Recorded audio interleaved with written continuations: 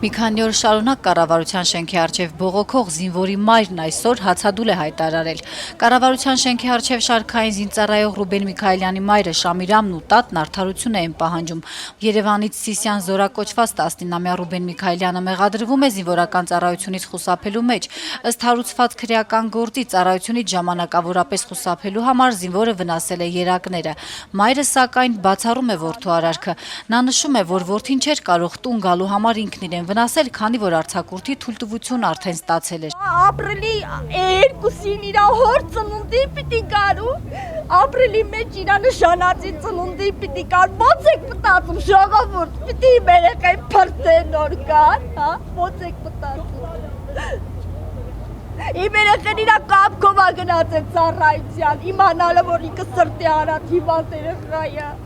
Ռուբեն Միքայելյանը մարտ ամսվա վերջին Զորամասի լվացարանում վնասել է երակները, ինչը Պաշտպանության նախարարությունը անդամախեղելու հիվանդության սիմուլյացիայի միջոցով ծառայությունից խուսափել է որակել։ Պաշտպանության նախարարության քննչական ծառայության սպա Մերի Սարգսյանն Ազատություն ռադիոկայանին փոխանցեց, որ զինվորի նկատմամբ քրեական գործն արդեն դատարանում է։ Զինվորի մայրն ասում է, որ որդին սրտի հիվանդություն ունի, բանակ է զորակոչվել ոչ շարային ծառայության համար եւ անցած 1 տարում բարեխիղճ ծառայող է համարվել։ Շամիրամը շարունակում է, որ այս ամենի պատճառն անցած տարեվերջին կատարված մի այլ դեպք է։ Տղան զինվորների վերաբերյալ մեկ այլ գործով վկա է եղել ու իրավապահներին պատմել է Զորամասում տեղի ունեցած ծեծկռտուքի մասին իրականությունը։ Դրանից հետո զինվորները սկսել են նրան ծաղրել, ծեծել։ Ռուբենը, չդիմանալով ծառայակիցների ու սպայական կազմի ստորացումներին ու ծեծին, որոշել է վերջ տալ կյանքին։ Ես տեսել եմ իմ երեխայի կապտած մարմինը։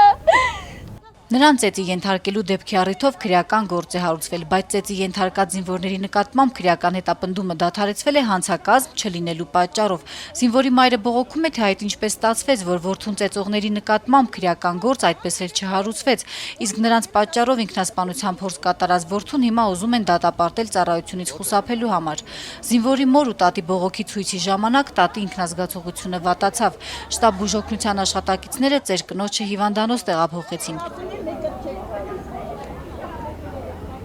Դրանից հետո Շամիրամին մոտեցավ կառավարության քաղաքացիների ընդունելության եւ դիմումների քննարկման վարչության աշխատակիցը։ Նա տեղեկացավ կնոջ բողոքին, ինչից հետո Պաշտպանության նախարարության աշխատակցի հետ միասին փորձում էին կնոջը տանել Պաշտպանության նախարարության քննչական վարչություն խնդրի վերաբերյալ զրուցելու, բայց կառավարության արչեւ բողոքի ակցիա անցկացնող բանակում վերջին տարիներին մահացած զինվորների ծնողները հորդորեցին կնոջը առանց փաստաբանի չգնալ։ Շամիրամն այդպես էլ վարվեց։ Նա Ազատություն ռադիոկայանին ավելի ուշ հայտնեց, որ մոր առողջական վիճակը լավ չէ ու ինքը հնարավոր է որոշ ժամանակով դադարեցնի հացադուլը։